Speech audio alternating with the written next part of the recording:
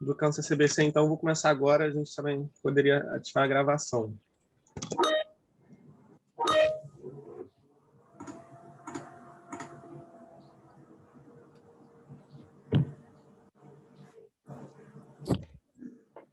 Bom dia a todos. Uma grande alegria de estar aqui hoje reunido virtualmente com todos vocês. Eu sou o Rodrigo da Guia, faço parte da comissão de avaliação dos trabalhos aqui da nossa chamada de artigos. E, em nome da comissão de avaliação, gostaria de cumprimentar todos os presentes, tanto os autores dos nossos artigos selecionados, quanto os especialistas, professora Maria Regina Rigolon Quartmais, professor Christian Perrone. Ambos são meus colegas de doutorado na UERJ, embora Maria Regina seja minha colega especificamente na linha de Direito Civil, então compartilhamos também isso. Então, professores, autores, muito obrigado por terem aceitado participar da chamada e aos professores especificamente por terem aceitado contribuir com o seu conhecimento aqui nos debates, para o aprofundamento dos trabalhos.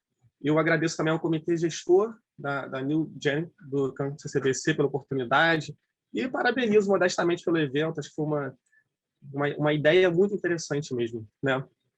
Essa chamada de artigos pretendeu, naturalmente, oportunizar debates sobre a interação da LGPD com métodos adequados de resolução de conflitos. Acho que isso fica evidente pelo próprio título e pelo escopo fundamental dessa chamada, mas ela também teve um propósito um pouco diferente, eu diria até destacado em relação ao que a gente costuma ver nos círculos de debate, foi a ideia de promover um ambiente, um sistema mais dialético de construção do trabalho, né? Um processo em que os autores tivessem a oportunidade de receber feedbacks e depois debate, nós vamos promover hoje, antes de concluir a versão finalíssima do seu trabalho.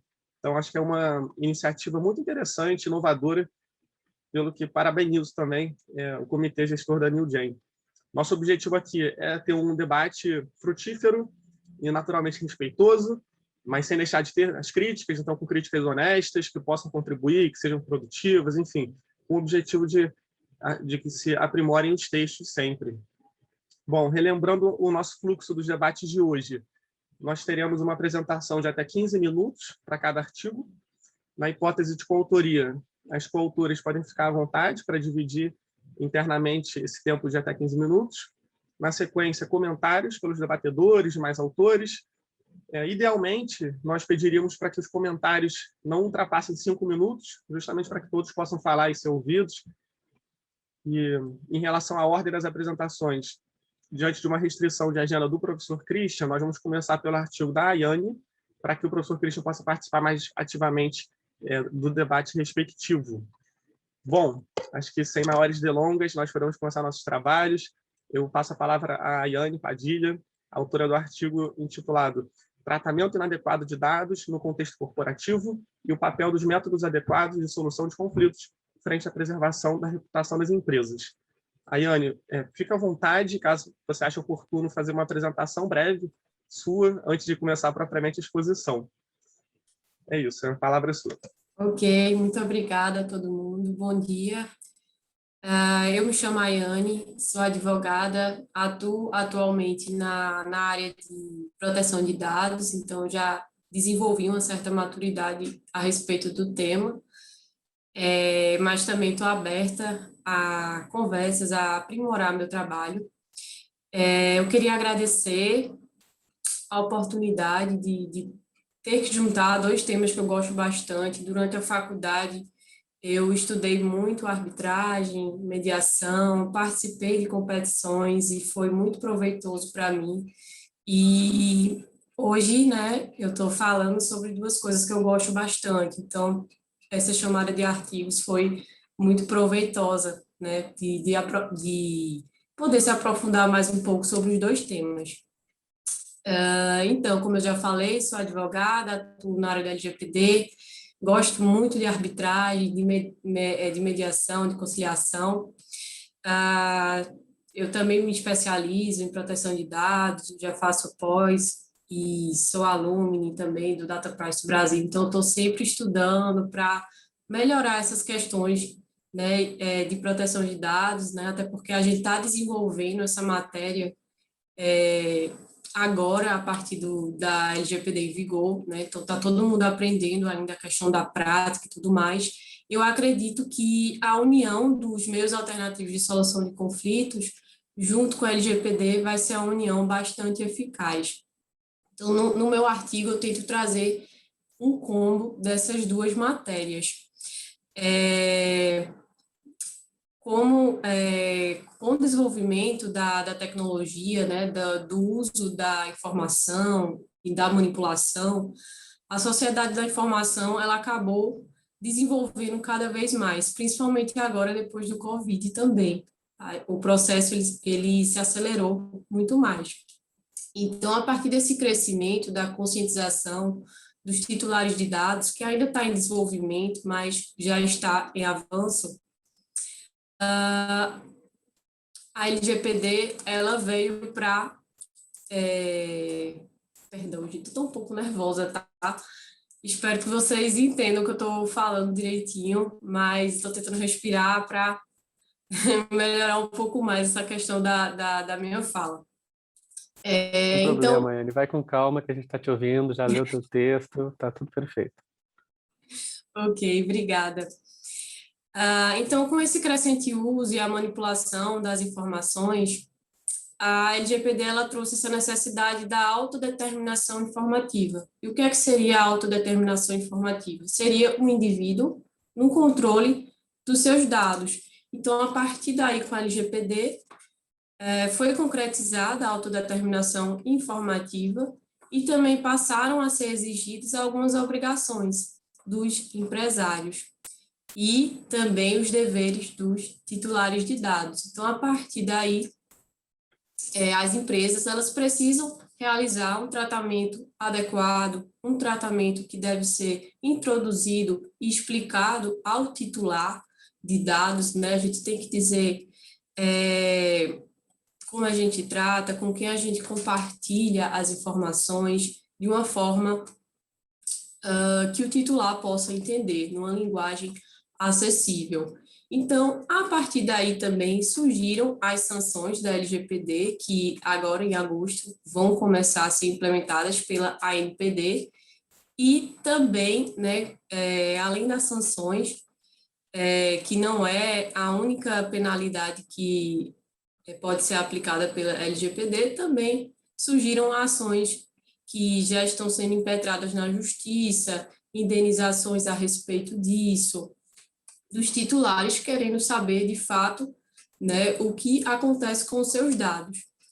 E os meios alternativos de solução de conflitos no meu trabalho, eu trago como uma sugestão para resolver de uma forma mais eficaz essas questões, dessas demandas na justiça, porque, como a gente sabe, nem todas as pessoas que estão envolvidas no Poder Judiciário têm um tempo para estudar melhor o tema. Então, a necessidade de um especialista resolvendo essas questões, que já está ali estudando, introduzido na área, seria uma coisa bastante interessante para a gente.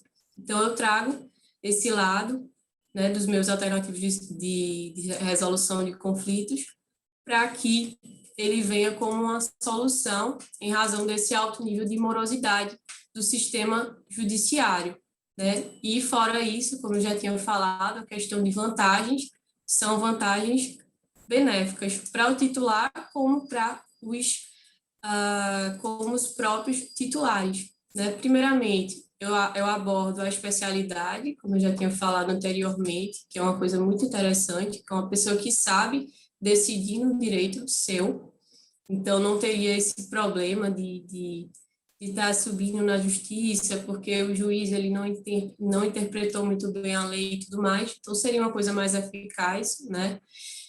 E fora isso tem o sigilo, que é uma coisa que interessa ao empresário, né? Ele chega a preservar um pouco mais a reputação da empresa. E fora isso tem aquela flexibilidade para resolver, né, os temas. Então, eu falo sobre a mediação, que ela não está na LGPD, e usa mais por ter a conciliação direta, a gente presume que sim, que a mediação pode sim ser realizada, porém a arbitragem tem um óbice, que seria justamente por causa do direito disponível. Então, na relação com o titular e com a empresa, o controlador ou até o operador, isso daí não vai ser possível. Por quê? Porque é um direito indisponível. Eu falei também um pouco da PEC, que está em tramitação no Congresso Nacional, que é a respeito da autodeterminação ou do direito à proteção de dados como direito fundamental, porém já há teóricos, como Danilo Doneda, que entende que a autodeterminação informativa, o direito à proteção de dados, ele já existe de uma forma implícita na Constituição. Então, por ser um direito indisponível nesse caso, não há como ter essa arbitragem. Porém, se tratando de conflito entre operador e entre controlador, a gente poderia sim fazer a arbitragem. Então, é uma possibilidade que bastante interessante para as empresas, para que não venha tudo muito repercutido na mídia, que afete essa reputação que é tão importante hoje em dia, né? É um bem intangível para as empresas, a reputação. Então, eu falo basicamente desses pontos, eu tento juntar, tento introduzir o leitor para entender um pouco mais sobre a LGPD. Depois eu falo um pouco sobre os direitos e deveres do empresário. E aqui, né, eu já queria saber, posteriormente, vocês podem me responder, se tem como eu corrigir uma parte, que eu já vi uns errozinhos que eu coloquei até no sumário mesmo, que eu falo direitos e deveres do titular, mas seriam, ou do empresário, perdão. Então, seria direito dos titulares e deveres do empresário. Eu falo um pouco sobre isso. Depois, eu falo sobre as sanções administrativas e o crescimento das ações judiciais, em razão desse tratamento inadequado dos dados, que isso já está acontecendo no Brasil. Fala um pouco da adequação da LGPD, por que ela é importante, por que ela pode ser um direito competitivo, né? E também falo dessa reputação da empresa frente a esse tratamento inadequado de dados, né? Eu acho que seria basicamente isso, meu artigo. Estou disposta a melhorar, a receber críticas construtivas e também estou disposta a aprimorar também o trabalho de vocês. Muito obrigada pelo tempo e vamos começar os debates. Muito obrigado, Ayane. E parabéns pela apresentação, pelo texto, mais especificamente pela apresentação. Você falou com muita calma. Nunca daria para imaginar que eu estava nervosa. Parabéns mesmo. Obrigada. Bom, eu acho que a gente pode começar ouvindo o Christian. O que você acha que a gente pode ser? Eu concordo com o Rodrigo, eu achei que a apresentação foi muito boa, eu lembro de várias vezes de ter ficado nervoso, até hoje fico, eu acho, em alguns momentos, então não te preocupa que isso é comum. E meus parabéns primeiro pela iniciativa, eu acho que eu tenho, na realidade, dois pontos muito, muito interessantes de comentar. Primeiro, pelo fato de você ter mencionado o relatório do ITS, então isso foi um ponto positivo de verificar no texto. Tenho que dizer que me sinto tocado pela ideia. E segundo, porque eu acho que a própria noção de você utilizar um método alternativo para resolver alguns problemas já é um ponto que deve ser lá saudado, né? Então, esse seria o primeiro ponto que eu gostaria de levantar. Eu tenho três questõezinhas que me pareceram mais salientes no texto, que acho que vale mencionar, tá? A primeira é uma questão de linguagem mesmo. Assim, em algum momento do seu texto, você fala sobre a ideia de ter um direito para proteção de dados dentro da Convenção 108, melhor, do protocolo da Convenção 108, né? Ainda que efetivamente se entenda que esse é um direito, ainda que o Conselho da Europa efetivamente entenda que isso é um direito fundamental, eu não diria que a palavra expresso ali deveria constar, porque eu acho que ele é expresso claramente na Carta da União Europeia e também no Tratado, né, da União Europeia, mas não no Conselho da Europa. Assim, é implícito, na realidade, a ideia de que você tem esse direito. Então, eu só diria que isso é uma questão de linguagem que vale modificar para não ter maiores críticas depois no futuro, dizer que teu texto não foi bem pensado por uma questãozinha mera de linguagem. Que eu sei que tu quis dizer que, na realidade, eles entendem que existem dois direitos autônomos, né? Eu acho que é mais nesse contexto que vale modificar, tá? A outra questão que eu acho é... Eu entendo o arco narrativo que você fez durante o seu texto, de que você realmente queria explicar de onde surgiu a lógica do direito, por que a gente gostaria de colocar isso, né, na forma de controle do titular com relação à possibilidade de ele encontrar meios de solucionar os seus problemas, né? Eu entendo que você parte da ideia de autodeterminação, informativa, até você chegar nesse ponto final. O problema é que assim, não é um problema, mas eu acho que eu sugeriria você tentar modificar no seu texto uma manipulação dessa ideia, no sentido de não chegar tão longe, né? Porque você vê que você vai lendo o texto, até que chega nas últimas páginas é que você entende o que é o seu ponto, assim. Eu acho que vale uma modificação na introdução e uma digamos assim, um resumo, ou melhor, uma diminuição nas partes em que que não são tão relevantes para a compreensão do seu argumento, tá? Então, nesse sentido, é uma questão de forma que eu acho que vale colocar. O terceiro ponto, tá, de substância, aqui para entender, é que eu entendo que a sua sugestão que você quer dizer é que a gente possa utilizar alguns métodos de resolução dentro do sistema de portas, etc., que eu acho muito louvável. Eu só que acho que faltou ficar, assim, você deixar redondinho quais efetivamente são os métodos que você realmente acredita que podem ser funcionais. A gente entende ali que você olhou o relatório e disse que em alguns momentos realmente não deveria ser útil a utilização de um método de arbitragem, mas vale entender em que contexto você acha que outros métodos são possíveis e quais, assim, de alguma forma, alguma coisa, uma união entre, você pode usar métodos diferentes. Não, quais métodos, efetivamente, em que contexto? Acho que valeria um aprofundamento. Então, se você resumisse um pouquinho o início, você teria mais espaço no final para você, efetivamente, juntar essas duas questões, assim, sabe?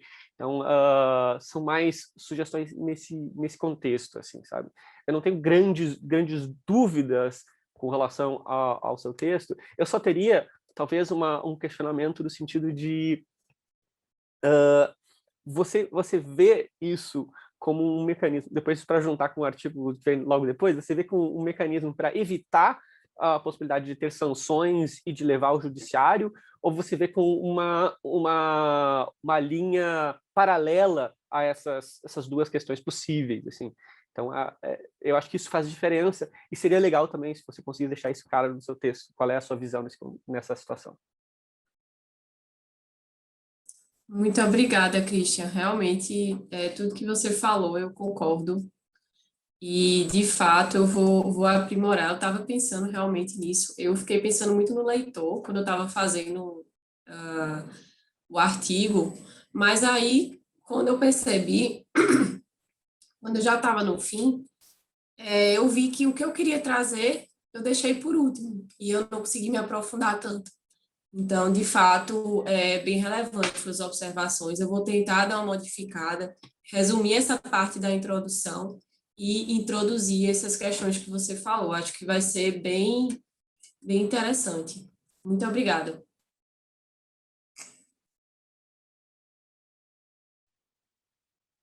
Gente, alguém mais gostaria de fazer comentários? Eu até vou fazer, mas eu deixaria para o final, para a gente poder ouvir mais colegas.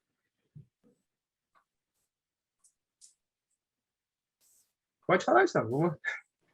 Bem, bom dia a todos. Não, só queria ver se mais alguém teria comentários antes, assim, até porque o meu é bem lateral, assim. Queria agradecer a todos pelo tempo, né, de ter feito uma leitura cuidadosa dos artigos também que está aqui hoje. Também gostaria de parabenizar a Yane. Achei o artigo muito interessante, especialmente a parte da vantagem que teria para as empresas, assim, de concorrencial mesmo, de adotar essas medidas. Também não percebi que você estava nervosa na apresentação, achei ótimo, achei super claro. Eu tenho só algum comentário específico, assim, acho que eu até puxei mais sardinha para o meu lado, eu trabalho com arbitragem, então, assim, acho que a gente acaba focando mais no que a gente trabalha mais. Eu fiquei um pouco na dúvida, assim, eu fiquei um pouco na dúvida sobre o seu ponto com a questão de disponibilidade. Porque se eu entendi direito, você pode me corrigir se eu tiver entendido errado, seria, sim, poderia usar métodos consensuais, mas não arbitragem. Então, como a lei de mediação fala que você pode mediar direitos disponíveis ou indisponíveis mais transacionáveis, você entenderia que eles seriam disponíveis transacionáveis. E o Código Civil fala que você pode transacionar patrimoniais. Então, se você junta todas essas leis do seu artigo, o que você entenderia é que eles seriam disponíveis mais transacionáveis e patrimoniais. Eu acho que talvez valeria a pena deixar isso um pouco mais claro, assim, e talvez explorar uma possibilidade que é muitas vezes explorada na arbitragem, a possibilidade de, ainda que seja um direito indisponível, você arbitrar questões patrimoniais decorrentes desse direito, assim, uma indenização decorrente de uma violação. Se a violação já foi determinada pela ANPD, já constatou que teve uma sanção, e você só tem que discutir a indenização, será que você discutir essa indenização não poderia ir no tribunal arbitral? Eu acho que talvez enriquecesse seu artigo entrar um pouco mais nessas questões.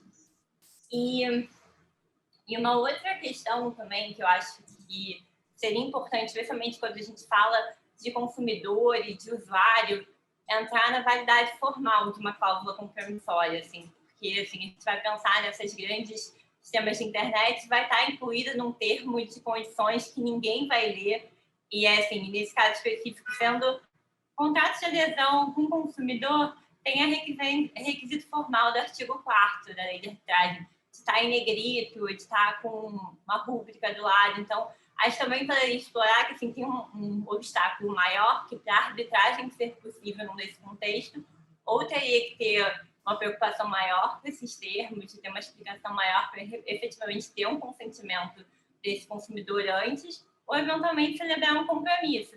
Mas talvez, assim, eu estou falando demais, assim, eu acho, eventualmente nem tipo, do seu artigo falar tudo isso, eu estou levantando alguns outros pontos que eventualmente que me ocorreram lendo e eventualmente alguma outra coisa valeria a pena incluir, mas também o artigo fala de muita coisa, é muito completo, então nem preciso falar sobre tudo, né? Mas, assim, eu achei que valia a pena só pontuar. Eu gostei bastante e, assim, me engrandeceu muito, assim, é um ponto que eu não tinha lido ainda e parabéns. Obrigada, Estela. Muito obrigada pelas considerações. Eu achei bem interessante o que tu pontuou, principalmente falando das questões patrimoniais, né, que podem acontecer com a arbitragem, que inclusive acontece também com a arbitragem tributária, né? Tem aquela polêmica das questões patrimoniais. Tem coisas que, de fato, a gente não consegue arbitrar com direito tributário, mas quando a gente fala de coisas transacionais, né, indiretamente, no conflito, a gente consegue resolver. Então, de fato, eu vou dar uma olhadinha, eu vou pesquisar, vou tentar, pelo menos, introduzir o tema e falar um pouco mais sobre isso, diminuir a introdução, como o Christian falou, e tentar me aprofundar mais no que realmente importa. Muito obrigada pelas observações. Muito importante. Maravilha. Gente, alguém mais gostaria de comentar? E a Regina, a Giovana? Regina, você quer ir primeiro? Tá, eu vou falar rapidinho.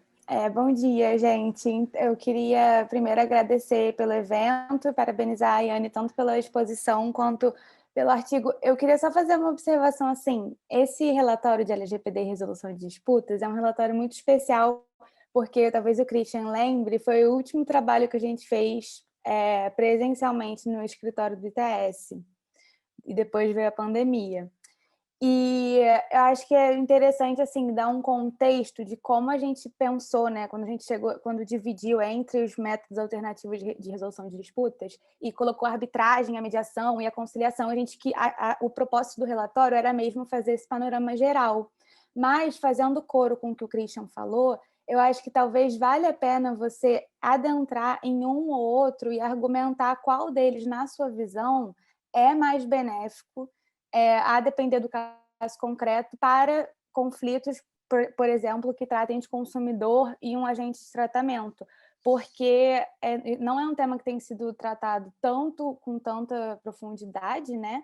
E talvez a arbitragem não seja, assim, acho que é super importante a gente pensar, inclusive no relatório a gente deixou esse ponto em aberto, porque não tem muita doutrina aqui no Brasil ainda trazendo esse ponto, mas eventualmente para o estado da arte da discussão hoje, pensar mesmo em como esses conflitos vão se dar por outros métodos, né, autocompositivos, seja ainda mais relevante para a comunidade de uma maneira geral, né? Fica a seu critério, claramente, mas só queria te dar esse contexto que a gente ficou na dúvida sobre como a gente trataria a arbitragem no relatório. Então, assim, foi uma questão mesmo durante a elaboração. O próprio Mário Viola, que é um outro coautor, né? Tinha mais reticências do que eu e Christian, talvez, durante a escrita. A gente pensou muito, enfim, sobre como colocar e no final decidimos deixar em aberto, porque era um relatório mais geral, né? Mas, enfim, adorei o seu artigo, parabéns. Muito obrigada, Giovana. Gostei muito das observações também. E é interessante porque quem se direciona, né, para ler a revista quer algumas alternativas. Então, deixar o negócio muito aberto, talvez eu não consiga satisfazer a dúvida do leitor. Então, de fato, é importante esclarecer o que é que seria bom para cada um. Muito obrigada. Eu vou aprimorar, sim, vou considerar suas observações. Posso ir? Sim. Primeiramente, cumprimentando a todos, né, e agradecendo muitíssimo essa oportunidade, né, pelo convite do querido amigo Rodrigo da Guia, para falar de um tema que definitivamente me é muito caro, e aplaudindo, né, em realidade, essa iniciativa, né, do Comitê Gestor no GEM, e o quanto é válido, né, esse diálogo, e quanto é válida essa troca na elaboração, né, dos artigos, da pesquisa de uma maneira geral, principalmente quando a gente está lidando com interfaces, né, que por si só são um universo, né, de exploração de conhecimento. Mas começando, Ayane, primeiro eu gostaria de te parabenizar, faço, né, das minhas palavras, né, o que o Christian, o Rodrigo, as meninas comentaram, você não transpareceu estar nervosa, te parabenizando pelo trabalho, pela apresentação, e eu tive a impressão que você é minha conterrânea, não sei se você é de Recife, eu tive um pouco essa impressão, sou de Recife. Sim, sou de Recife também. Pronto, eu identifiquei. Apesar do meu sotaque não ser de Recife, porque eu sou um pouco mineira naturalizada.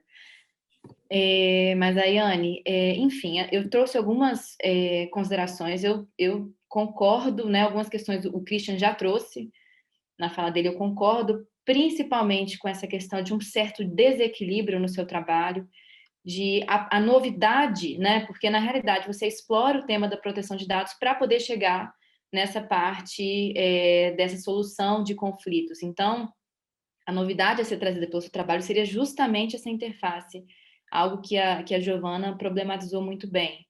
Então, ajustar, né, que de forma alguma desmerece o seu trabalho, mas justamente focar na novidade que você está trazendo e que vai levar o leitor, né, a ler o seu trabalho. A gente fica nessa expectativa e me parece que você pode sim desenvolver mais essa parte final.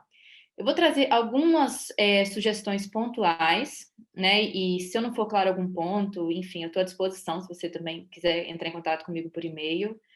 Mas seriam as seguintes considerações. Primeiro, você, logo na introdução do seu trabalho, você menciona, né, dos direitos que surgem com a LGPD.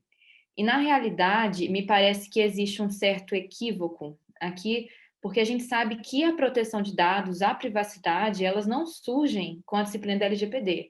Ela já era disciplinada no nosso ordenamento jurídico de uma forma pontual. É lógico que, né, não teria a mesma eficácia, né, as mesmas implicações de que um diploma geral que regulasse esse tema. Então, me parece que você deve ajustar isso aqui, porque você sugere que a LGPD inaugura isso, né, essas prerrogativas, o que não é uma realidade no nosso ordenamento jurídico. Então, quem sabe esse ajuste, uma nota de rodapé explicando outros diplomas que trazem essa proteção, seja a Constituição, Código Civil, Marco Civil, Lei do Cadastro Positivo, entre outros, habeas data, né, que vão trazer a proteção de dados como um bem jurídico que deve ser tutelado no nosso ordenamento. E o próprio artigo 64 da LGPD ele sugere essa situação. Achei muito interessante as suas colocações, o que foi destacado também pela Estela, né, da implementação da LGPD enquanto uma oportunidade, o papel que ela pode ter em termos reputacionais, né, numa determinada empresa. Isso é uma realidade. Eu achei muito interessante essa sua construção. Um outro ponto específico também é que me parece que na página 3 você sugere uma contrariedade, né, entre desenvolvimento econômico e tecnológico e a inovação com os direitos dos titulares. E eu acho que você não deveria, né, me parece, que você não deveria assumir isso como algo, como uma realidade, né, porque, primeiro que dentro dos direitos você não menciona, por exemplo, a portabilidade, né, e a portabilidade, ela pode ser um direito, uma chave para potencializar, né, esse desenvolvimento, né, não só em termos, né, de uma política, em termos de concorrência, né, mas como ela pode se apresentar como uma chave, né, para esse desenvolvimento econômico e tecnológico que você sugere essa certa contrariedade. Então, me parece que esse é um ponto que você deveria ser um pouco mais clara e, quem sabe, mencionar o direito à portabilidade especificamente, que você não menciona no seu trabalho. Muito oportuno também a relação que você estabelece entre a questão de principiologia e responsabilização, né? Você cita, né, essa importância da prevenção, e isso é algo que eu vou tratar também no comentário ao texto da Estela e da Giovana, que efetivamente, né, a prevenção eu vou reservar mais para a parte do trabalho delas, mas ela é importantíssima, né? Você menciona o texto da professora Maria Celina Bona de Moraes e do João Quinelato, né, colega querido nosso também lá no doutorado na UERJ, e definitivamente isso é um ponto muito importante de atenção. Uma outra questão também, pontualmente, que me parece que faltou um pouco de clareza e me parece que você deveria ajustar, é quando você fala sobre a vigência das sanções, né, a possibilidade de aplicação a partir de 1º de agosto de 2021, e você cita: não é necessário aguardar o prazo para a aplicação das sanções administrativas da LGPD em procedimentos contra agentes de tratamentos que realizam operações de dados inadequadas. Você cita isso na página 6.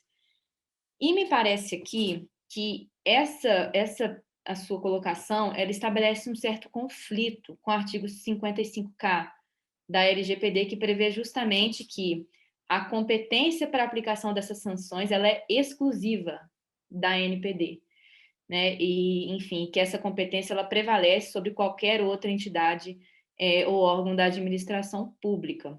Eu digo isso porque, enfim, a gente sabe, né, a própria judicialização, como você citou alguns casos, elas dizem respeito, muitas das vezes, a danos morais. A gente está falando de uma natureza jurídica totalmente diferente, né? A gente vai recorrer ao judiciário, não me parece que para que o judiciário se imiscua na atuação da NPD e aplique as sanções que estão disciplinadas no artigo 52 e seguintes, né? A gente vai querer uma resposta do judiciário, mas com base em outros termos e que, mesmo com a vigência da LGPD nesse aspecto, né, com a aplicação de sanções das mais diversas pela LGPD, isso não excluiria a princípio que você, enquanto titular, né, lesado, recorra, né, a uma demanda de responsabilidade civil. Então, me parece que esse ponto, né, principalmente com a menção ao artigo 55K, ele mereceria um certo ajuste. O Christian quer fazer uma intervenção? Vou colocar um extrinha aqui, desculpa te cortar, é só porque isso... Não, que isso, pode ficar à isso vai mais ou menos vontade. daquela pergunta última que eu estava querendo dizer, se você acha que isso são questões paralelas, ou se essas questões elas se interpenetram, sabe? Quando você coloca ali, se você está com a ideia de que elas são questões paralelas, você mais ou menos consegue entender aonde você quer chegar com a sua argumentação. Mas se você não tem isso bem claro, realmente dá essa possível, digamos assim, interpenetração das ideias, que você pensa que a sanção poderia ser aplicada pelo judiciário, ou melhor, o fato de não ter sanção, então você deve buscar o judiciário para ter isso, sabe? Quando você entende que são questões paralelas, e que são questões diferentes, você consegue ver isso de uma maneira mais clara. Obrigada, Christian. O Christian tocou exatamente nessa questão que eu estava querendo. Me parece que faltou uma clareza, né, exatamente aquilo que você está querendo falar. E eu acho que você deve deixar isso claro para o seu leitor. Isso, a gente que está mais acostumado a lidar com o tema, fica mais evidente, né? Mas às vezes o seu leitor não vai conseguir notar.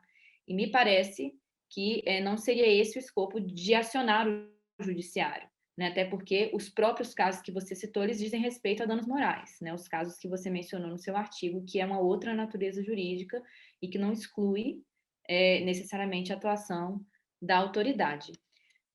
Dando seguimento, tem a questão, né, da possibilidade de aplicação de outros instrumentos, outros institutos por outros agentes, né, que não necessariamente os que estão previstos enquanto sanções administrativas na LGPD, né, e o próprio artigo 52, parágrafo 2º, ele prevê a possibilidade, né, de sanções administrativas civis ou penais definidas, por exemplo, no CDC. Então, ali a gente teria uma possibilidade, a princípio, né, de aplicação daquelas sanções, mas com base em outro fundamento, que não as sanções previstas na LGPD, isso a própria LGPD admite. Por fim, só destacando, né, essa questão que eu acho que você fez muito bem, né, de ressaltar esse papel da conciliação, remetendo aí ao artigo 52, parágrafo 7º da LGPD. E sim, eu acho que nesse ponto, né, e aqui eu concordo remeto, né, à fala do Christian e as minhas considerações iniciais, né, que você menciona a mediação, negociação e conciliação, e você não especializa, né, e de uma forma mais minuciosa, né, problematiza as implicações, né, considerando a natureza jurídica, né, dos dados pessoais, a natureza jurídica desses conflitos que dizem respeito a um tratamento inadequado que seja, mas adentrar, explorar mais essa parte que seria, né, o cargo-chefe do seu trabalho. Mas, mais uma vez, te parabenizando muito, e, enfim, estou à disposição. Mais uma vez, obrigada a todos e especialmente ao meu amigo.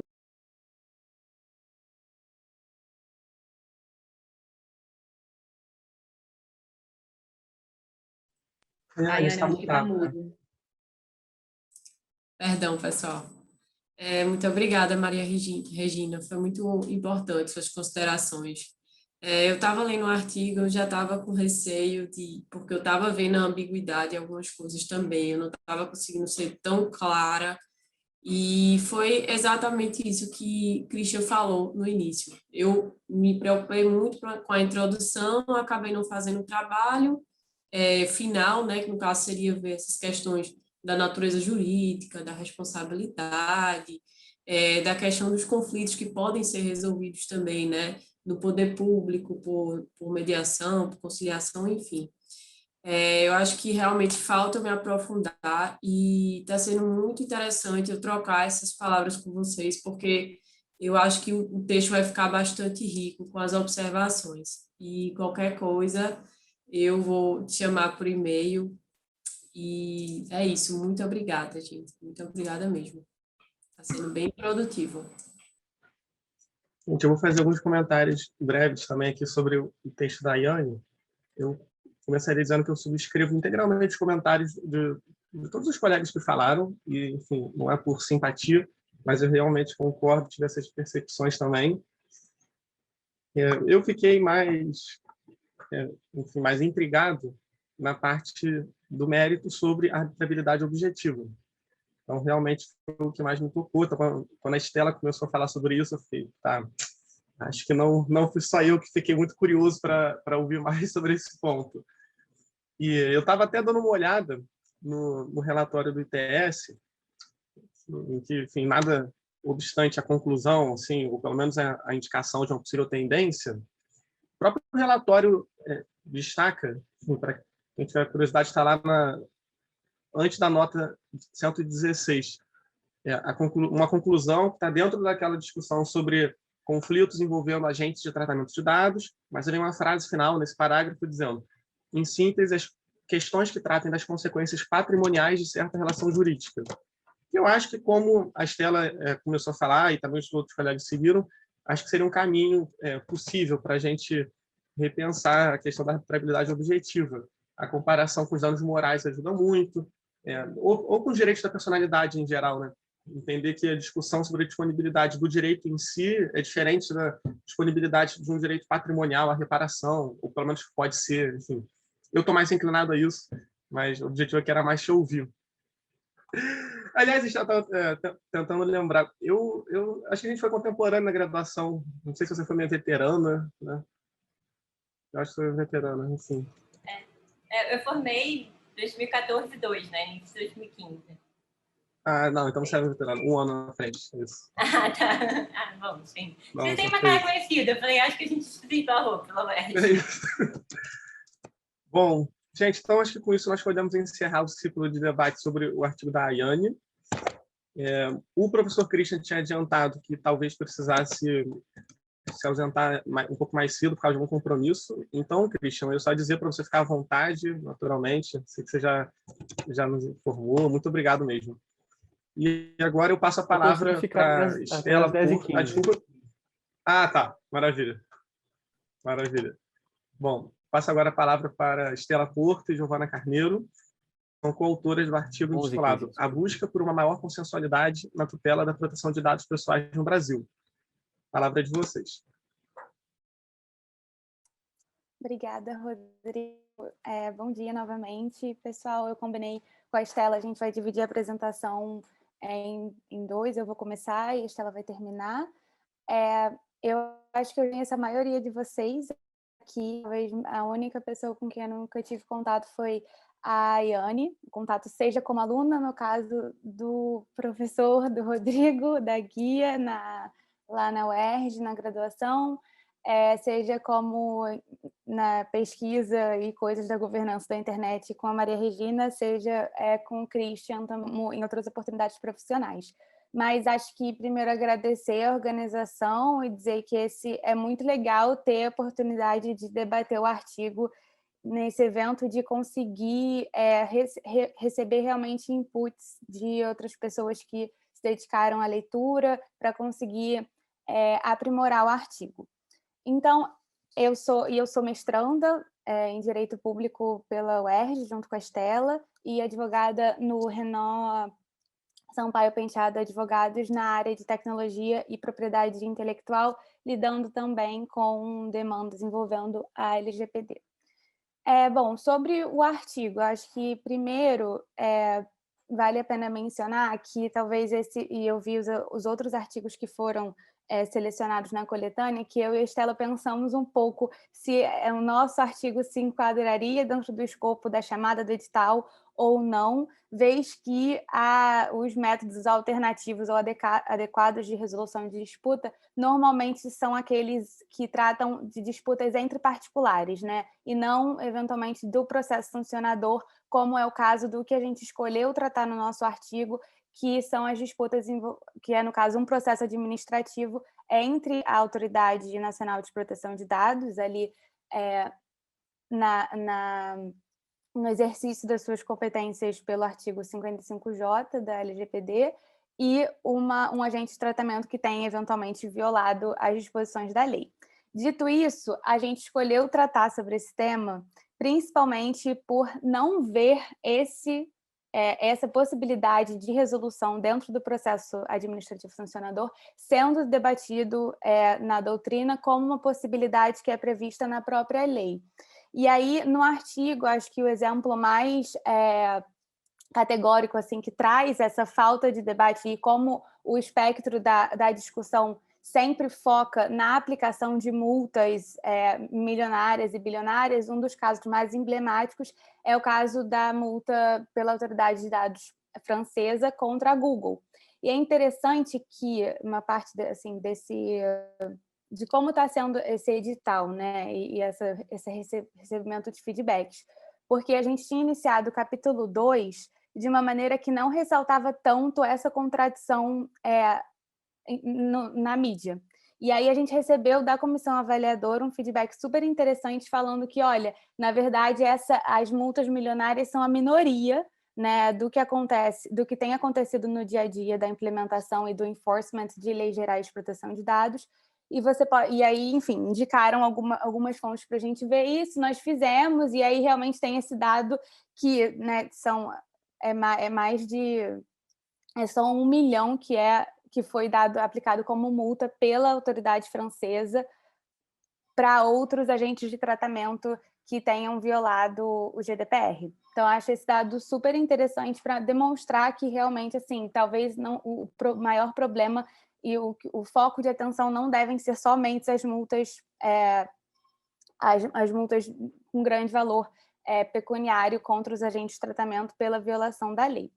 E aí, um outro ponto é que o próprio artigo 55J, lá no inciso 17, prevê expressamente a possibilidade de celebração de compromisso de qualquer natureza entre a ANPD e os agentes de tratamento. Então, o artigo foi uma chamada, né, e tentar ressaltar essa possibilidade de celebração de compromisso como um meio de aumentar o aparato fiscalizatório da ANPD para uma aplicação mais efetiva da lei que foque, né, nesse processo de enforcement, que com certeza é muito importante para uma aplicação da LGPD, mas que não necessariamente foque na multa como principal ferramenta para a realização desse enforcement. E com isso, então, ressaltando de novo, né, essa previsão expressa na LGPD, eu passo a palavra à Estela. Obrigada. Bom, gente, mais uma vez, obrigada a todos. A organização do evento, eu também concordo que esse tipo de evento que dá a oportunidade da gente trocar ideias e conversar agrega muito na construção do debate acadêmico e da qualidade dos artigos. Então, mais uma vez, obrigada. Eu não falei, mas eu estou à disposição, Rodrigo, para conversar sobre o tema, acabei não falando.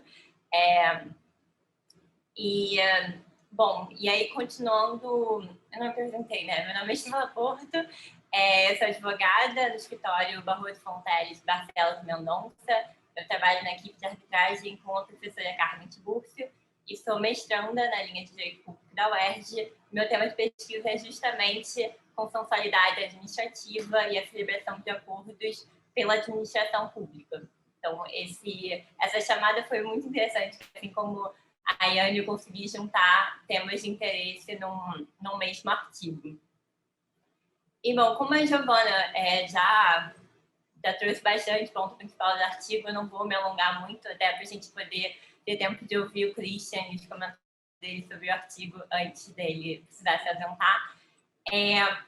Enfim, a gente tem tido muito debate sobre a LGPD e muito foco nas multas, e até passa um pouco despercebido essa previsão expressa na lei, essa competência da ANPD poder celebrar compromissos no caso de irregularidade. Como isso é uma disposição que já está expressa na lei, a rigor, aquela parte do artigo que a gente traz um histórico da consensualidade no processo administrativo sancionador, talvez não fosse tão necessária. Mas como é um tema que ainda encontra alguma resistência, alguma insegurança, assim, sobre se a administração pública pode celebrar acordos, se pode envolver sanção, se não, se diante de uma infração é necessário a aplicação de uma multa imposta, é um ato imperativo ou não.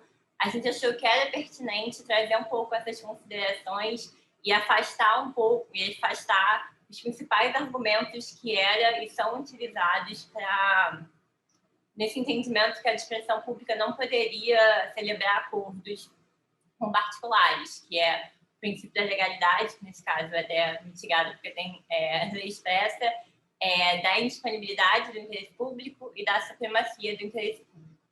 Eu não vou me alongar aqui, porque a gente até já comentou isso no artigo, mas são argumentos que foram sendo debatidos e superados, e atualmente é uma prática das agências celebrarem acordos com infratores. E tem uma questão muito prática, né? Teve um levantamento empírico feito com o professor da FGV, o Ragazzo, no ano de 2017, e que ele levantou que mais ou menos de 10% a 12% das multas no final são efetivamente executadas, porque entra numa judicialização e recurso atrás de recurso, que no final você tem nominalmente um valor de multa muito alto, mas o que você consegue de fato arrecadar para a administração pública é baixo. Então, seria interessante pensar em outras formas de solução até para ter mais efetividade, para ter de fato os resultados. Só que uma coisa que falta ainda na NPD e que a gente até recomenda que seja feito é um regulamento dentro da própria agência para determinar o procedimento da celebração desses acordos. Quando eles podem ser celebrados, quais infrações são passíveis de acordo, quais não são. Tem requisitos mínimos? Não tem? Tem problema de reincidência? Vai demandar uma assunção por parte da parte que ela cometeu uma irregularidade? Se sim, essa assunção de irregularidade ela vai poder ser usada em outras áreas? Vai poder ser usada para ser responsabilidade no civil ou não? Isso é interessante. Eu acho que a previsão na lei é importante, a gente tratar sobre essa previsão na lei é importante, mas é um primeiro passo para a gente pensar em como celebrar esses acordos e qual é a forma mais efetiva para celebrar esses acordos, de forma que ele tenha um mínimo de segurança jurídica para o particular, que vai celebrar esse acordo, e para a administração pública e para o administrador, né, que vai botar o CPF dele na reta, se esse acordo vai ser impugnado pelo TCU, se não vai, se ele vai sofrer um processo de prioridade administrativa. Então, assim, acho que é um ponto inicial e que gera alguns questionamentos e que a gente não tinha nem pretensão de resolver tudo nesse pequeno artigo, era mais para levantar essas questões mesmo. E eu acho que é isso. Muito obrigada a todos. Estamos à disposição aqui para ouvir, para tirar alguma dúvida. Obrigado, Estela, Giovana. A gente pode começar a ouvir. Talvez, não sei se o Christian gostaria de começar falando. Sim, eu já peço desculpa para vocês não poderem ficar mais, é uma questão de realmente de agenda mesmo, que acabou se batendo. Mas por sorte já consegui 15 minutinhos a mais, então vou poder estar aqui com vocês e comentar. Primeiro eu gostaria de dizer que eu achei super interessante o tema e o modo como vocês colocaram a questão, assim, sabe? Eu acho que é um dos principais elementos que a gente pode pensar, porque, por exemplo, quando a gente estava olhando no artigo, no relatório do ITS, a gente estava olhando mais nas relações de salvaguarda do titular, né? De vamos pensar como estava a situação do titular ter os seus direitos resolvidos de alguma forma que seja efetiva, né? E aí vocês estavam pensando mais no sentido de ir um pouquinho além de salvaguardar a relação do titular, mas sim também de resolver a questão sancionatória que está por detrás. E isso me parece super, super interessante, tá? Por isso, já dou os parabéns para vocês. Não era de se esperar que vocês tivessem uma ideia tão boa. Nesse sentido, eu só gostaria de fazer dois comentários. Na verdade, um comentário e uma pergunta, mais que tudo, assim, porque me parece ser interessante. O primeiro comentário é que vocês utilizam a linguagem de autoridades nacionais, tá? Eu realmente entendo, eu vejo que muita da literatura no Brasil, eles utilizam a ideia de autoridades nacionais de proteção de dados justamente para ser compatível com a lei brasileira. Mas, eu não sei, talvez seja um preciosismo da minha parte, mas eu prefiro dizer que são autoridades de supervisão ou então autoridades de proteção de dados, de autoridades nacionais. Até porque algumas ou várias das autoridades não são nacionais, né? E são regionais. Então, ou são estatais ou são regionais, então vale fazer uma avaliação se essa é a melhor terminologia. Eu utilizaria autoridades de proteção de dados mais do que autoridades nacionais. Mas isso é perfumaria, mais que tudo, é só por uma questão de preciosismo da minha parte, que eu acho que vale a gente pensar nesse sentido. Da minha pergunta, na realidade, ela se divide em duas partes, tá? A primeira pergunta é, quando a gente olha para o artigo 55, ali no parágrafo que vocês estão olhando, né? Desculpa, falei bobagem. 52, o parágrafo 7º, que vocês estavam mencionando, que é um elemento super interessante ali, ele foca especificamente na questão de incidentes, na verdade, em dois tipos específicos de incidentes de segurança da informação, né? Ele fala sobre vazamentos e ele fala sobre acessos não autorizados, né? E aí, esse é um universo pequeno do que pode ocorrer com processos sancionatórios durante toda a LGPD, né?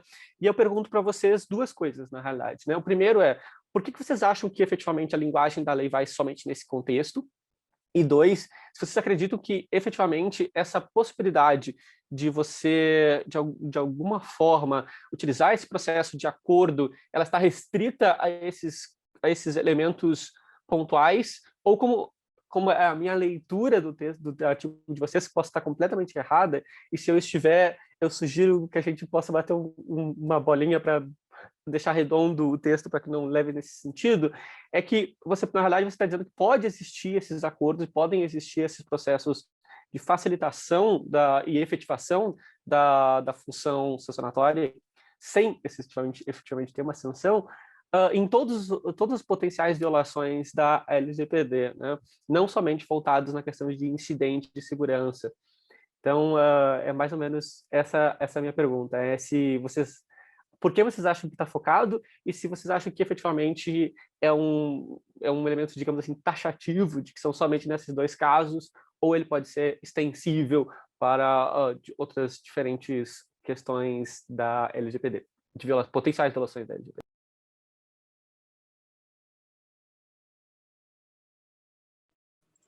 Giovana, você quer comentar? Eu acho, Cris, a gente estava citando o foco do permissivo legal, é o artigo 55, 17. Eu vou mandar aqui no chat, peraí. Esse que você citou agora foi o 52, sétimo, e esse é o artigo 55J, 17.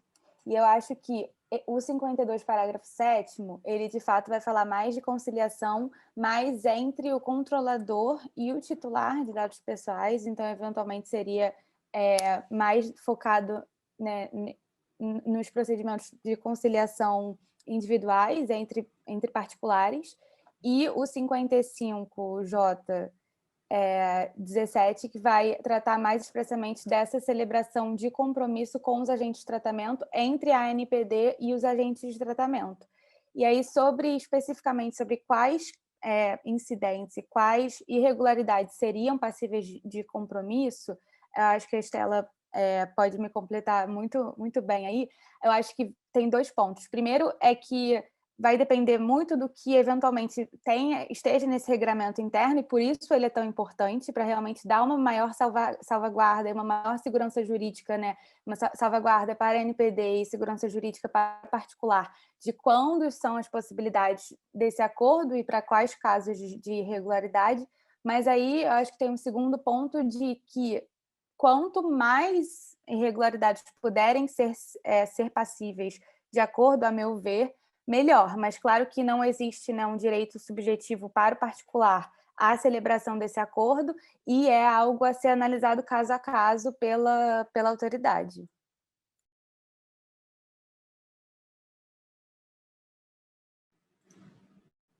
Eu acho que eu não tenho muito mais a acrescentar, eu concordo com a Giovana. Eu acho também, assim, a gente também existe o artigo 26 da LINDSP, que é um permissivo genérico para a administração pública celebrar acordos. Então, ainda que não tivesse na própria LGPD, você poderia entender que pela LINDSP a agência poderia celebrar compromissos envolvendo outros tipos de violação. Mas, de novo, voltando para a LINDSP, tem uma questão, é possível traçar alguns paralelos. Assim. Tinha um artigo da LINDSP, um parágrafo desse artigo, um dispositivo, que possibilitava a celebração de compromissos para sanções passadas. E esse artigo foi vetado. Então, isso talvez a gente pudesse entender. Não, tem uma vetação que você não pode celebrar compromissos para sanções passadas. Então, assim, você pode, traçando uma interpretação mais geral dos artigos e dispositivos que existem em relação à confidencialidade, tem alguns termos que são vedados, mas fora isso, eu acho que tem que ver no caso a caso, especificamente para a própria agência traçar o roteiro dela, né? E ela própria determinar o que cabe e o que não cabe. Mas eu nem agradeci, né? Desculpa. Muito obrigada, Christian, pelos elogios, pelos comentários. Agregou muito. Obrigada pela leitura atenta e pelo feedback. Desculpa, acabei entrando na questão e nem agradeci. Posso só voltar uma coisinha? Eu acho que eu não fui 100% claro. Porque, claro, nós temos duas questões paralelas aí. Certamente a questão de você efetivamente chegar a ter um acordo para evitar a sanção, ou digamos, nesse processo. E aí vocês estão totalmente certos que vai para o outro artigo. Mas nós temos uma questão de que também a parte do processo da sanção envolve também a visão de alguma forma, satisfazer o titular, né? E aí vai e volta para o 52 ali. Mas, então, não sei se vocês acreditam também que no momento que você vai para faz esse acordo, a gente já satisfaz também a pretensão do titular. Foi claro na minha pergunta? Não sei se eu consegui ser claro. Você quer responder? Está. Então, Cris, na verdade, essa é uma questão, acho que relaciona bastante até com o que a Maria Regina perguntou para a Iane em um determinado momento. A questão da previsão pela LGPD de múltiplos atores que vão fazer o enforcement da lei, né? E aí, bom, eu acho, e até com a pergunta do da guia, não sei até que ponto o procedimento sancionatório da NPD tem que esperar uma resolução ou uma análise pelo judiciário ou por qualquer outro método de resolução de disputa, seja o processo judicial, seja uma conciliação, uma mediação, uma arbitragem, entre particular. Acho que essa é uma questão ainda em aberta, mas sou mais tendente assim, a defender por uma cooperação, até porque a ANPD tem instrumentos melhores para fazer fiscalizações daquele caso concreto do que o judiciário eventualmente tem a ter. Agora, o quanto que o judiciário deve ter que considerar ou não, ou esperar a atuação da ANPD em um processo administrativo específico, acho que é uma questão ainda em aberto. E aí, de novo, acho que vale para... talvez não sejam só para esses dois casos do artigo 52, parágrafo 7º, mas para qualquer irregularidade que venha a ser analisada pela NPD e pelo judiciário também.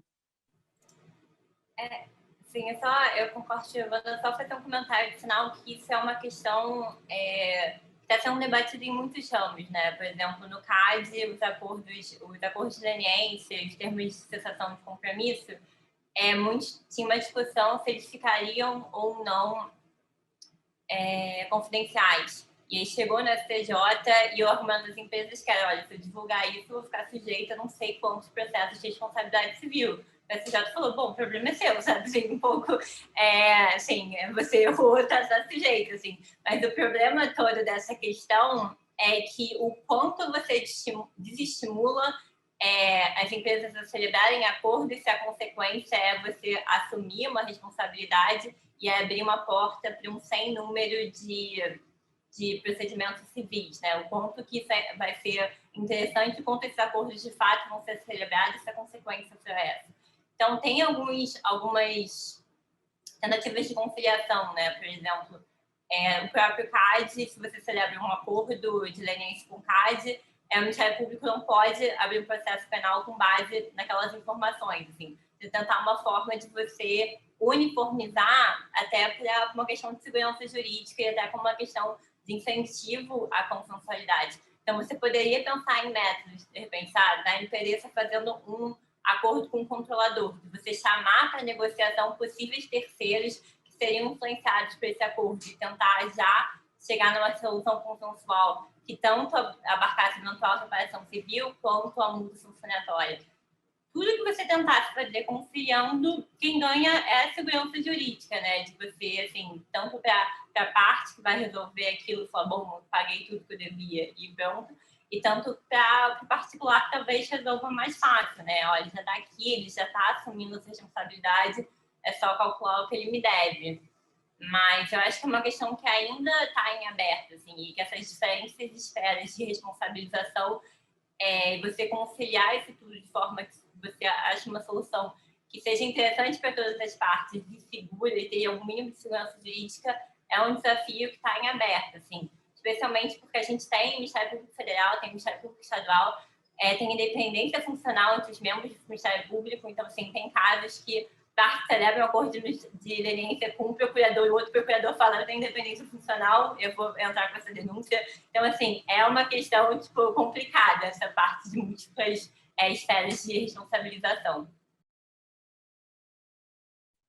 Muito obrigado, gente. Eu só vou ter que ir agora, mas eu adorei. Acho que vocês trouxeram um tema que, para mim, parece ser crucial para o funcionamento positivo da NPD no futuro e o quanto ela possa se tornar um ente que influencie o comportamento dos diferentes atores no sentido de proteção de dados. Eu acho que resolver essa questão seria um ganho tremendo, até porque, querendo ou não, a gente vai ter um tsunami de ações, então se a gente pudesse evitar esse elemento negativo de você utilizar demais a estrutura pública do Estado para resolver um problema que efetivamente ele vem de uma situação privada, né, de modo geral, né, porque estamos falando mais do que tudo de proteção de dados vis-à-vis o setor privado, né. Obviamente tem proteção de dados vis-à-vis o setor público também, mas seria super interessante, facilitaria muito o processo. Então, muito obrigado por essa oportunidade e meus parabéns, então, a todos e obrigado pelo convite, obrigado, Rodrigo e Maria Regina também por estar aqui.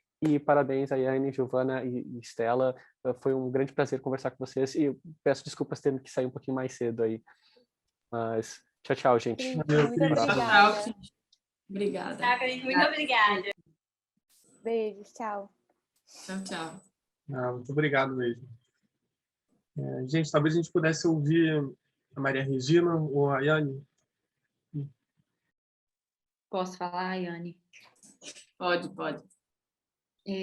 Primeiro, parabenizando, né, o trabalho da Giovana e da Estela.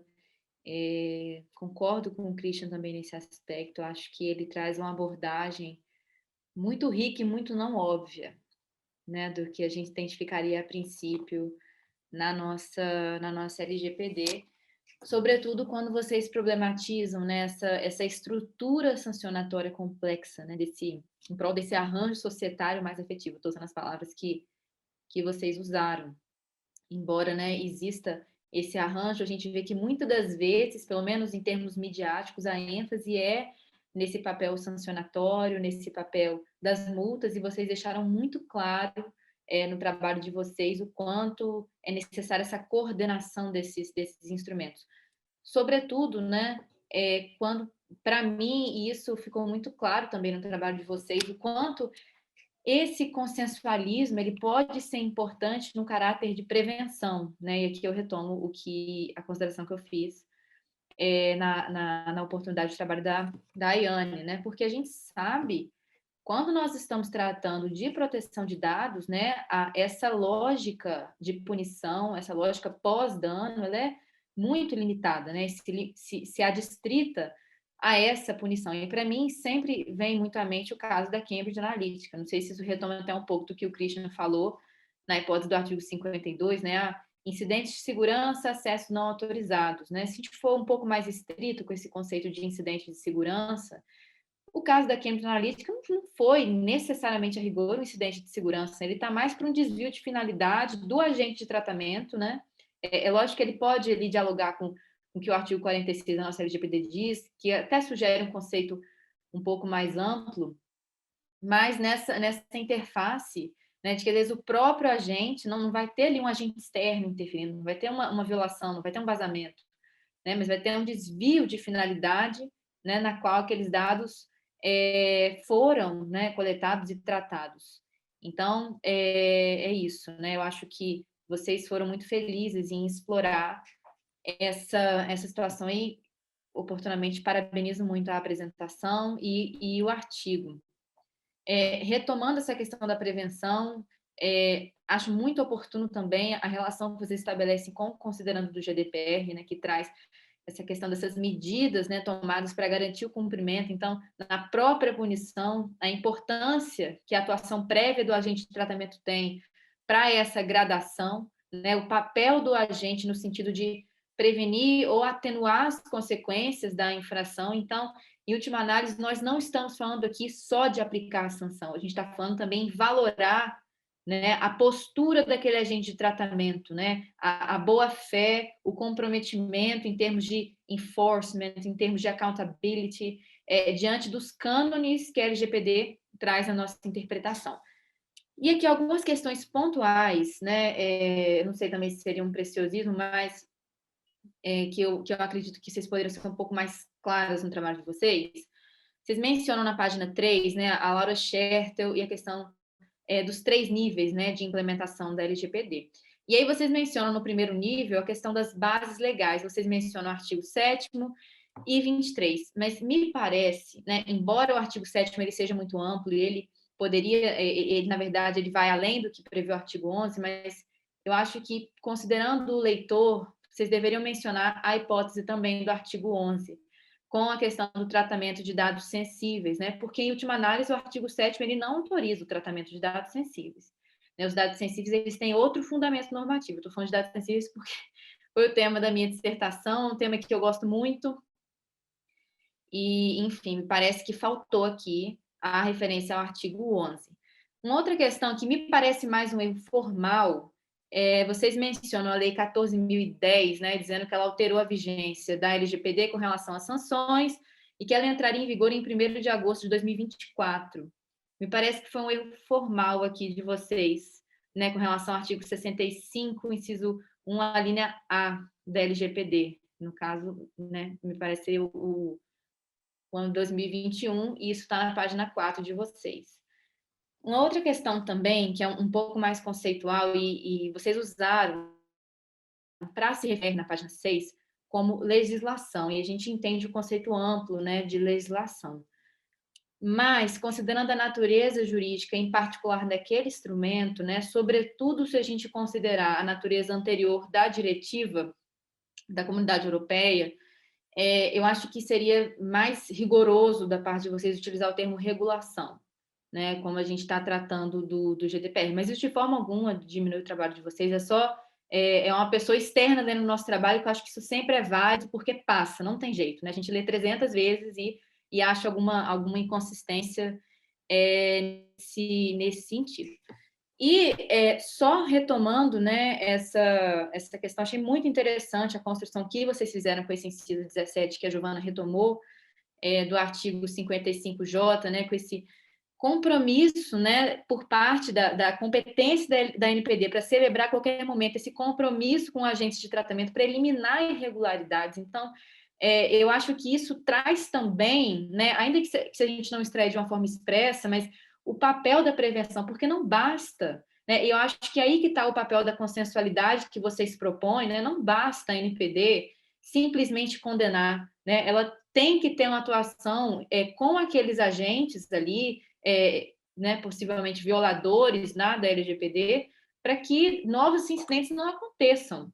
Porque essa lógica de reparar os danos, ela é muito comprometida, né, quando a gente está tratando da LGPD, não só pela natureza dos danos, né, não só pelo que eles podem causar em nível coletivo, e aqui eu retomo também o caso da Cambridge Analytica, né, como é que a gente vai avaliar se esse tratamento inadequado influenciou numa eleição, como é que a gente vai fazer com a situação dessa, e também a própria situação de a dimensão que esses danos atingem, a dimensão do número de vítimas, como a gente, e aí está uma questão, um desafio, assim, que eu gostaria de ouvir vocês, né?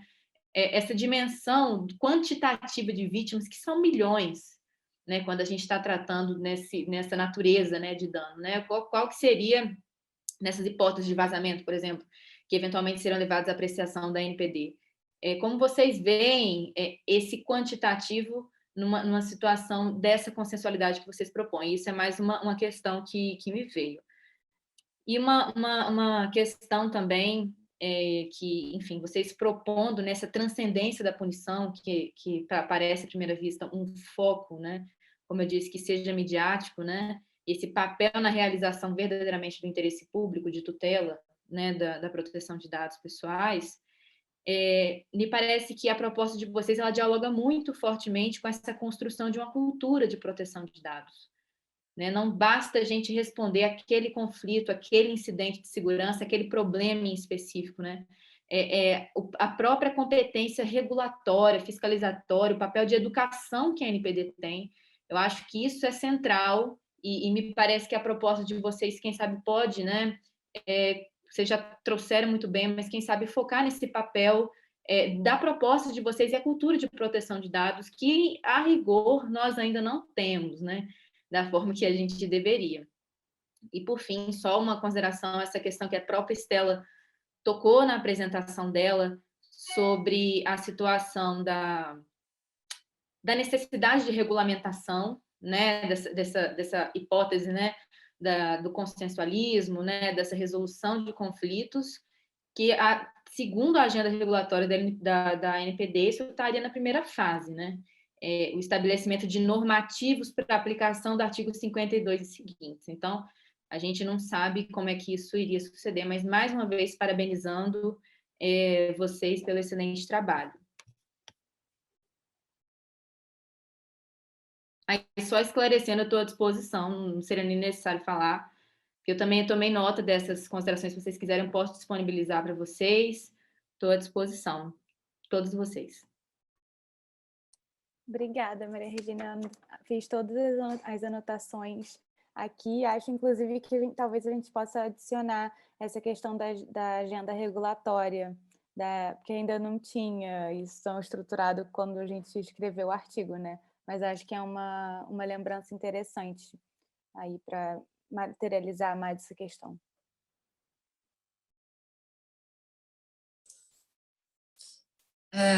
Gente, eu li o artigo de vocês, eu gostei bastante, eu gostaria de parabenizar primeiramente pelo trabalho, ficou muito bom, de fato. É um tema muito interessante de se ler e a gente vai precisar muito a partir da aplicação das sanções, né? Agora em 2018, eu acho que vai surgir bastante dúvidas a respeito disso. E, assim, se é uma sugestão, uma crítica construtiva, então, se vocês entenderem que seja pertinente adicionar, tranquilo, se não, também fiquem à vontade, tá? Uma coisa que eu senti um pouco de falta, e se eu estiver errada, podem me corrigir, é o que atenuaria e agravaria essas sanções. Será que não seria interessante introduzir isso no texto, essa questão? Né? Porque tem empresas, por exemplo, eu trouxe, inclusive, no meu artigo, o caso do Inter e da Netshoes, que, na época, a LGPD não estava em vigor. Porém, o Ministério Público do Distrito Federal aplicou as sanções. A Netshoes, ela, por contribuir com o Ministério Público, ela atenuou um pouco suas sanções, salvo engano, foi 500 milhões que eles celebraram no acordo, o TAC, e já o Inter, ele negou, então isso foi agravando a pena dele. Então, chegou, salvo engano, no valor de R$ 1.500.000 a celebração do TAC, justamente porque eles agravaram a situação, eles negaram o vazamento de dados e não seguiram as orientações do Ministério Público. Então, se vocês quiserem acrescentar, seria a minha sugestão também de ver casos brasileiros que já está acontecendo e a época que a gente começou a escrever também estava acontecendo muita coisa nova. Então, se vocês puderem também adicionar algumas questões dessas a respeito de órgãos públicos, como o Senacom, né, ele de vez em quando está verificando essas questões. O Ministério Público também, que é muito referencial a área, né, que eles atuam lá em proteção de dados, eles têm muita participação em relação a esses processos. E seria basicamente isso, gente, que eu senti um pouco mais de falta, mas eu achei muito completo o trabalho de vocês. Eu também reitero o que Christian falou, que Maria Regina falou. Eu não vou me alongar mais um pouco, para a gente não perder tanto tempo nessas questões, porque eles souberam, de fato, esclarecer o que eu queria falar para vocês. E outra coisa que é só mais uma dúvida, não é uma observação, para vocês acrescentarem, se vocês têm algum tipo de comentário em razão de precedentes nesses acordos, como é que ficariam, né? Porque a gente ainda vai ter esse desenvolvimento no Brasil, mas eu acho que quando tiver, principalmente no poder público, né, vai ter essa utilização de precedentes. Então, o que é que vocês acham em relação a isso? Vai ser bom, vai ser ruim para a gente? Vocês estudaram, de fato, essa parte? Ou, enfim, a gente pode até alongar isso para outras discussões futuras.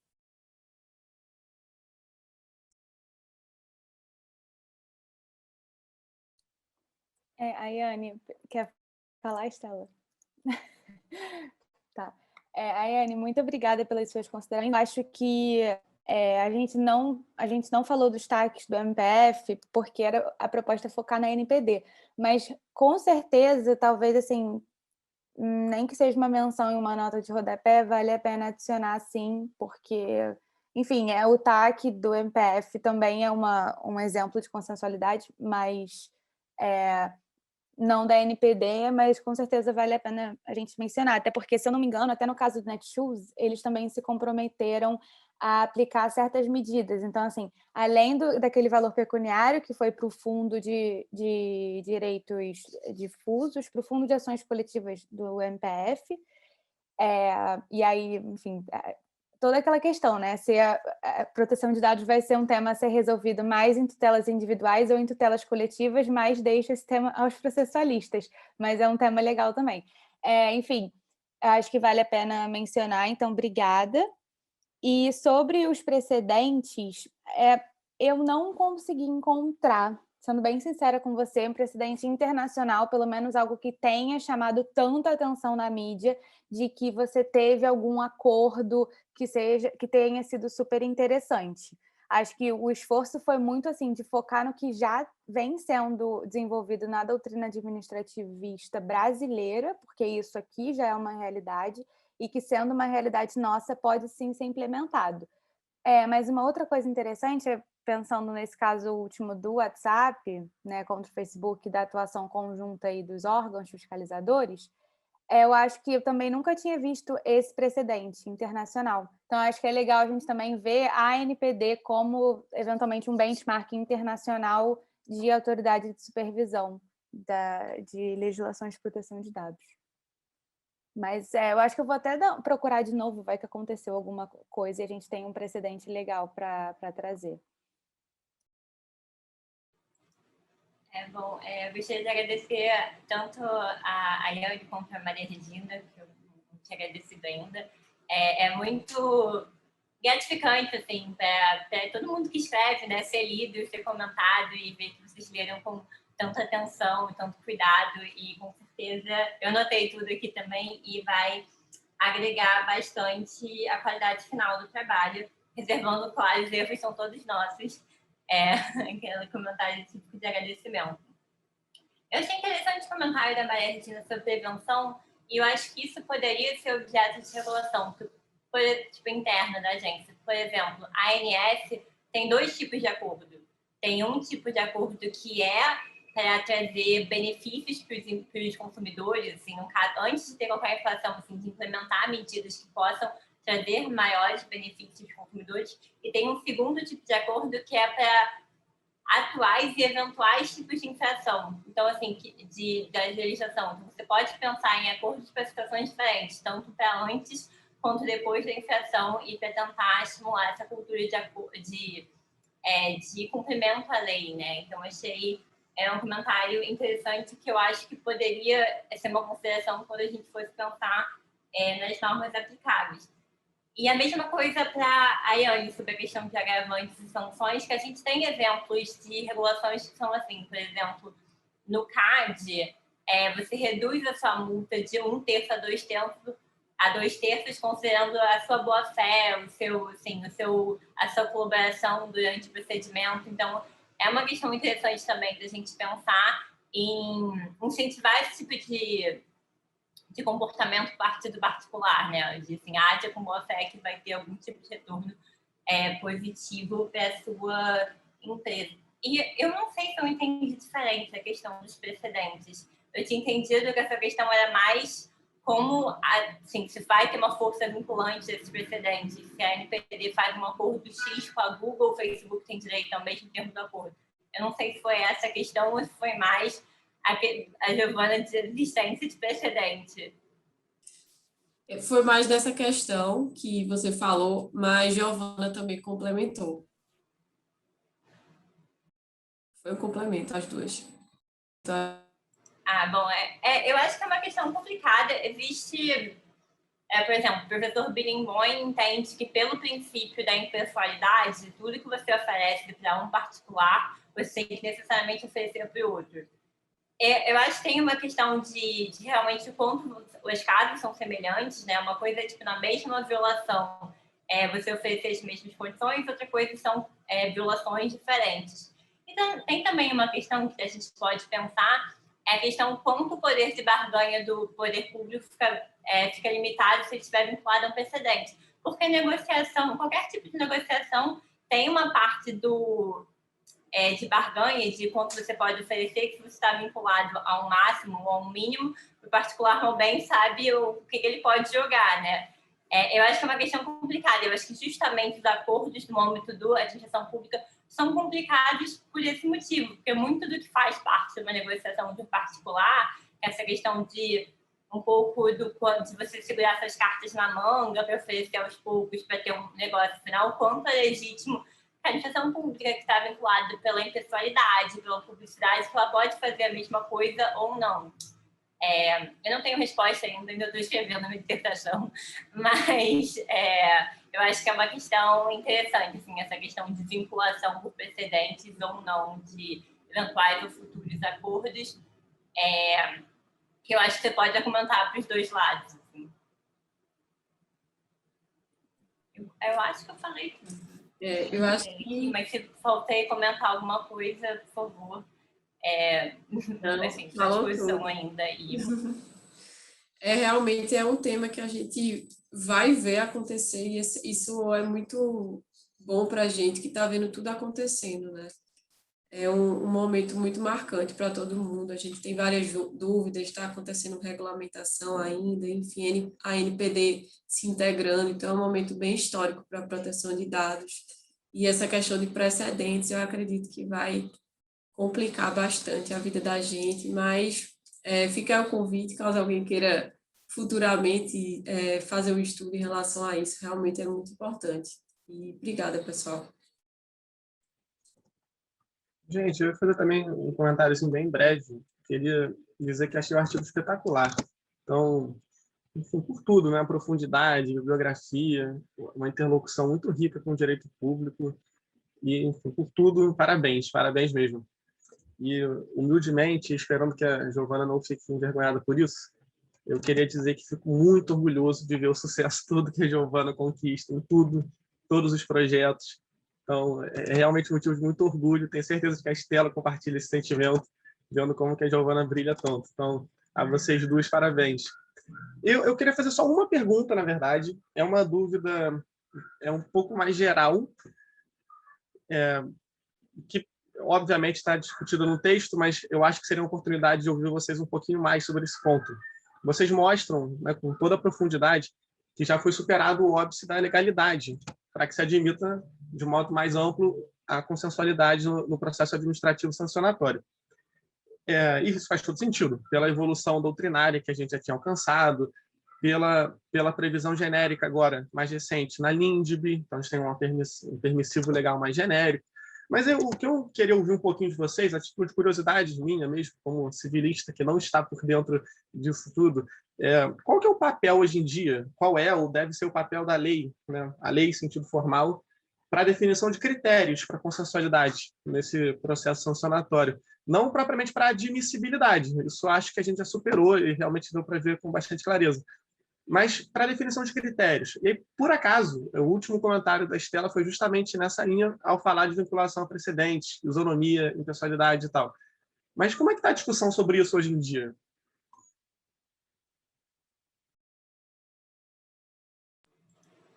Bom, esse é o tema da minha dissertação. Então, bom, como é que está? Eu estou escrevendo. Justíssimo, adorei. Desculpa. Não sabia disso, muito bom. Não, mas assim, eu só achei curioso, foi bom, exato. Bem, muito obrigada pelos comentários, eu também fico super orgulhosa. A Giovana foi me orientando no Vismut, então realmente também compartilho do mesmo sentimento, muita alegria. Muito obrigada pelos comentários.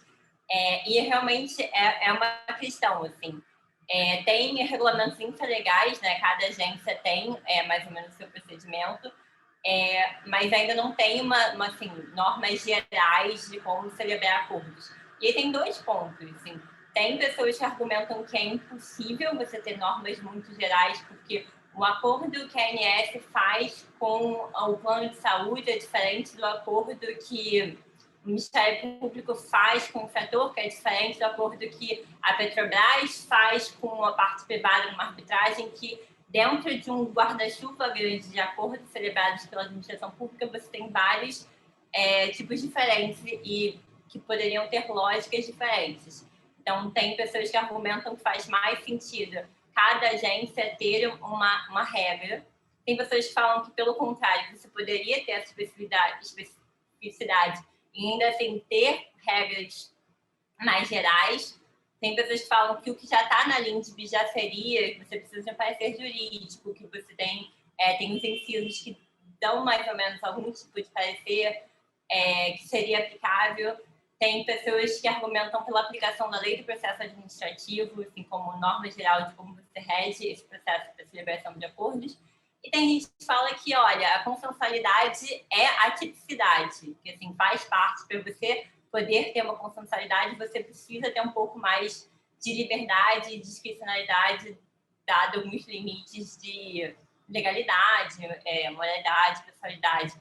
Então, infelizmente, não tenho uma resposta para te dar, mas, assim, eu vou defender em janeiro. Pode ser que até lá eu tenha coisas mais concretas a falar. E, por enquanto, eu tenho mais dúvidas e mais questões sobre o tema do que propriamente uma resposta de é melhor ou não é melhor. Eu acho que a gente ainda está... a LINDB é muito recente, é de 2018. Acho que a gente ainda está no processo de amadurecer. Teve a questão da alteração da Lei de Improbidade Administrativa, que passou a admitir acordos agora, assim, em 2019, e que o parágrafo que regulava melhor o processo foi vetado pelo presidente, então tem mais uma questão de como você regulamenta. Então, assim, eu acho que é um ponto que é muito interessante, mas que está em aberto ainda, e que, se tudo der certo, eu vou ter mais certezas que dúvidas no final do ano, ou não, só dúvidas mais bem fundamentadas. Poxa, mas só essas perguntas já mostram, enfim, já permite a gente ver possíveis critérios, discussões e tal. E, enfim, eu não lembro se nas últimas semanas ou meses eu conversei com alguém com um tema tão bem definido, atual, rico, oportuno, enfim.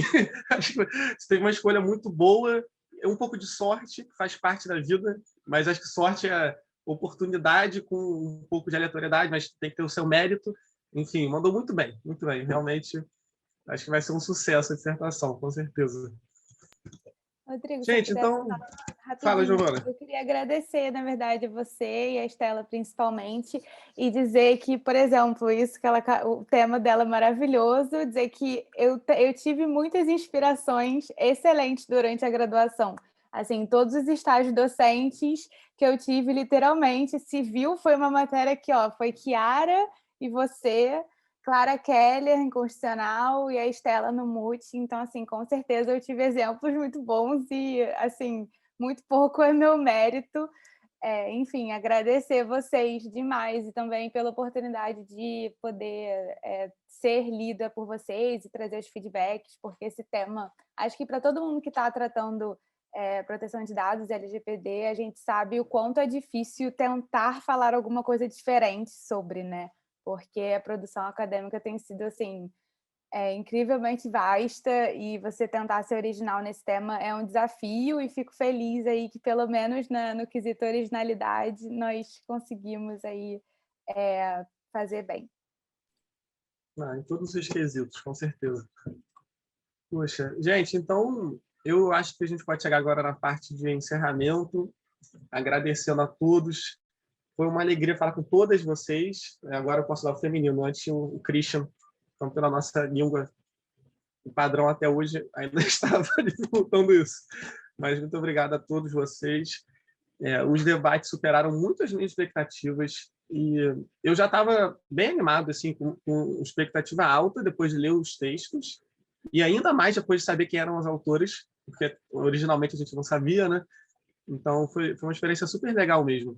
E eu queria, então, aproveitar para agradecer novamente ao Comitê Gestor New Gen, do Campus CCBC, por essa oportunidade de participar de um projeto tão rico, de ajudar aqui na moderação hoje, reiterando os agradecimentos a cada uma de vocês. Bom, e com isso, acho que podemos declarar encerrados os nossos debates de hoje. desejando um ótimo dia a todos. E aí vamos encerrar nossa gravação. Ótimo dia, gente. Muito obrigado. Obrigada, pessoal. Bom, obrigada a todos. Obrigada ao Nilgem, mais ou menos, mais uma vez, e a todos, especialmente pelos elogios no final. Muito obrigada. Vamos ver se eu vou ficar expectativas, assim, superar essas expectativas na dissertação. Agora eu fiquei com medo. Tanta expectativa, tanta... Mas, enfim, muito obrigada. Foi um prazer, foi muito rico. É um prazer conhecer todos que eu não conheci ainda. E muito obrigada mesmo. Uma boa tarde a todos. Muito obrigada, mais uma vez, pelo convite do Rodrigo e parabéns a todos vocês, né, pelos excelentes trabalhos. Estou à disposição. Parabéns.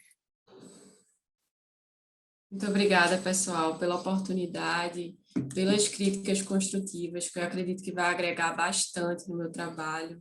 E a gente se vê em breve. Muito obrigada.